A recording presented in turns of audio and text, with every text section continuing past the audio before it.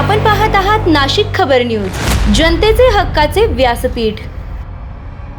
10 वर्षांपासून फरार असलेला मोटरसायकल चोरीच्या गुन्ह्यातील पाहिजे आरोपी अखेर गुन्हे शाखा युनिट 2च्या पथकाने जेरबंद केला आहे।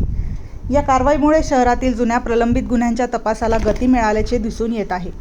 पोलीस आयुक्त संदीप कर्णिक, पोलीस उपायुक्त किरणकुमार चव्हाण तसेच सहाय्यक पोलीस आयुक्त संदीप मिटके यांच्या मार्गदर्शनाखाली फरार आरोपींचा शोध घेण्यासाठी विशेष मोहीम राबवण्यात येत आहे।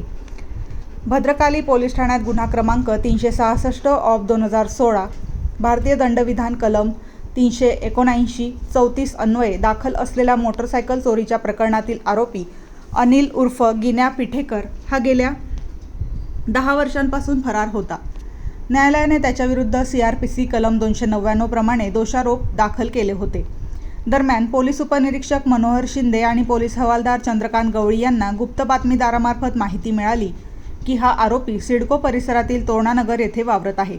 ही माहिती मिळताच प्रभारी अधिकारी सहाय्यक पोलीस निरीक्षक हेमंत तोडकर यांच्या मार्गदर्शनाखाली पथकाने तात्काळ कारवाई करत दत्त चौक मटन मार्केट परिसरात सापळा रचला।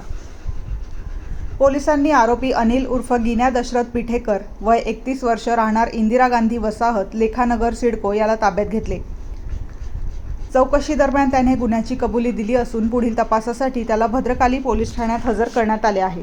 ही उल्लेखनीय कामगिरी गुन्हे शाखा युनिट 2चे प्रभारी अधिकारी हेमंत तोडकर, डॉक्टर समाधान हिरे, मनोहर शिंदे, नंदकुमार नांदुडीकर, चंद्रकांत गवळी, वाल्मिक चव्हाण, महेश खांडबहाले, तेजस मते आणि प्रवीण वानखेडे यांच्या पथकाने पार पाडली। गुन्हेगारांवर कठोर कारवाई करण्याचा पोलिसांचा निर्धार यामुळे पुन्हा एकदा अधोरेखित झाला आहे।